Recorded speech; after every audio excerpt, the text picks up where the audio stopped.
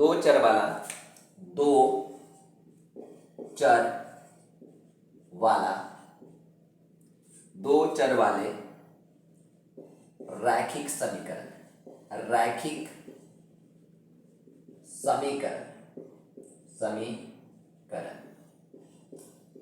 दो चर वाले रैखिक समीकरण। देखिए क्या लिखा हुआ है, दो चर वाला, तो यानी दो चर होना चाहिए। चर किसको कहते हैं, यानी वेरिएबल जिसका मान बदलता है यानी अचर पर निर्भर करता है, उसको हम लोग क्या कहेंगे, दो चर वाला समीकरण। यानी चर किसको कहेंगे, जिसका मान बदलता है।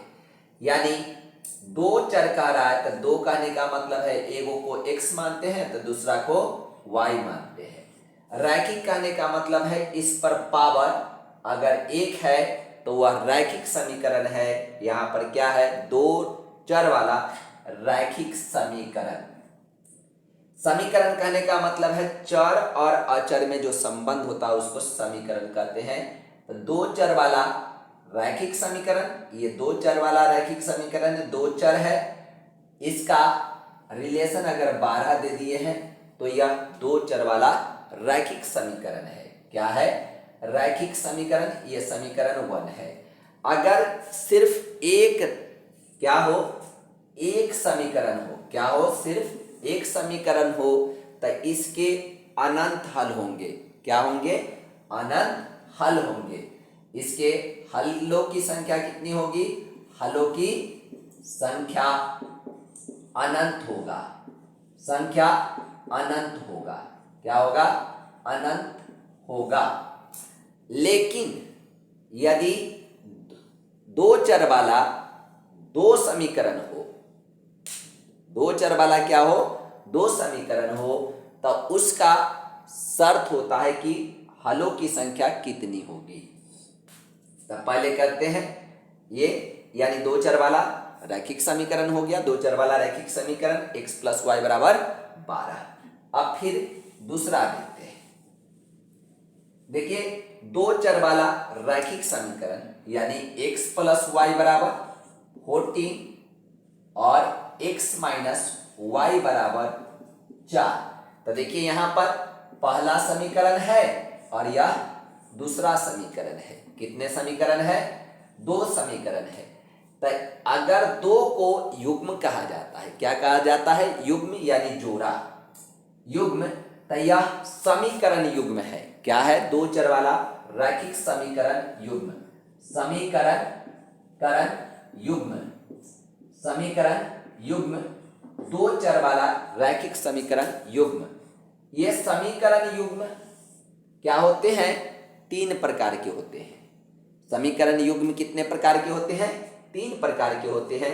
यहाँ पर क्या है, एक अलग प्रकार का है, दूसरा हम लोग अलग देखेंगे। तो यह क्या है, समीकरण युग्म। अगर दो समीकरण होता है तो उस समीकरण को क्या कहते हैं, समीकरण युग्म कहते हैं।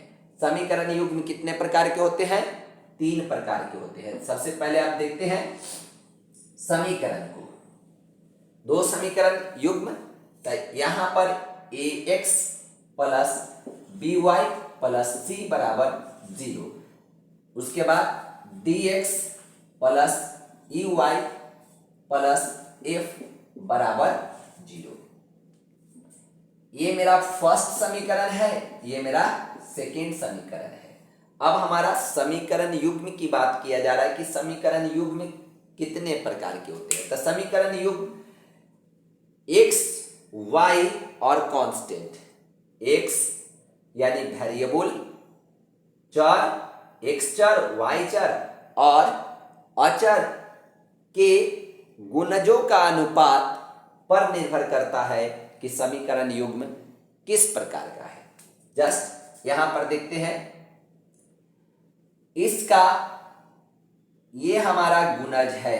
क्या है, x का गुणज। यदि मेरा फर्स्ट कंडीशन, यदि a/d = b/e, अगर a/d और b/e बराबर नहीं है, यानी x का गुणज और y का गुणज आपस में बराबर नहीं है तो वह समीकरण युग्म क्या कहलाएगा? अविरोधी। यानी समीकरण युग्म क्या कहलाएगा? अविरोधी। क्या कहलाएगा? अविरोधी। यानी यह अविरोधी समीकरण युग्म है। दूसरा शर्त क्या है?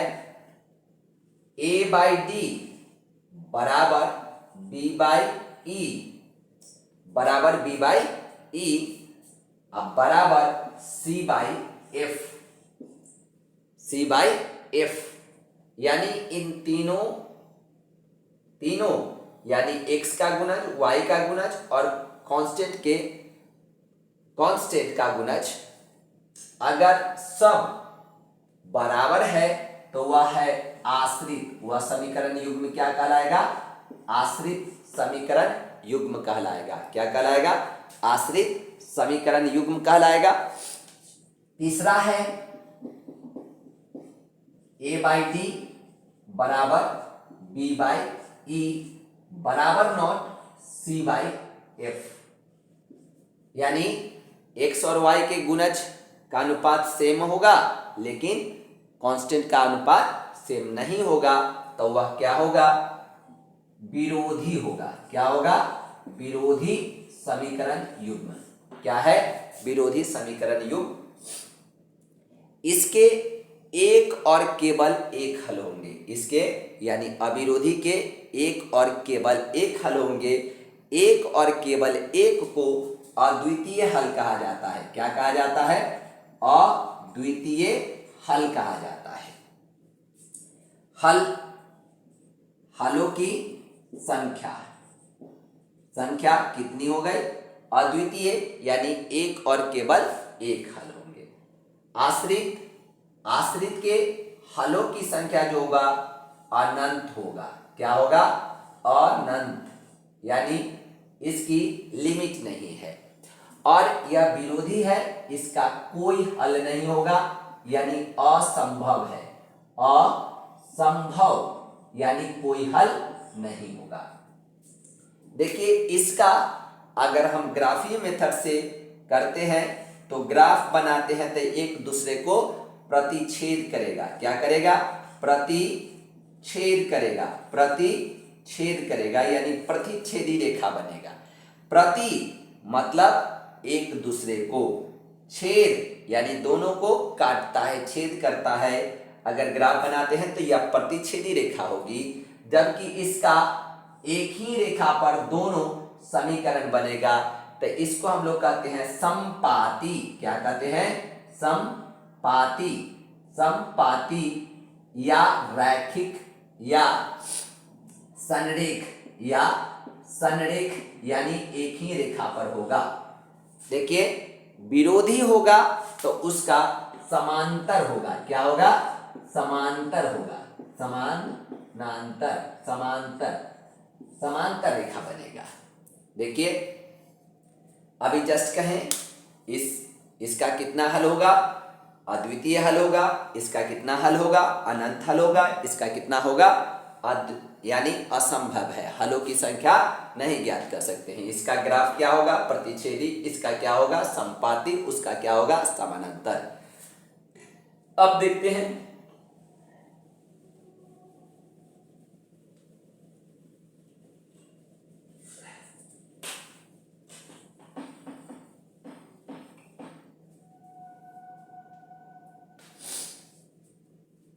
देखें अगर कोई समीकरण दे दिया है। देखिए x प्लस वाई बराबर 6 तो कहता है कितने हल होंगे? कितने हल होंगे? अनंत हल होंगे। कितने हल होंगे? अनंत हल होंगे। अब यह हम पर निर्भर करेगा कि x का क्या मान रखे, y का क्या मान रखे। हम जो मन में है वह मान सकते हैं।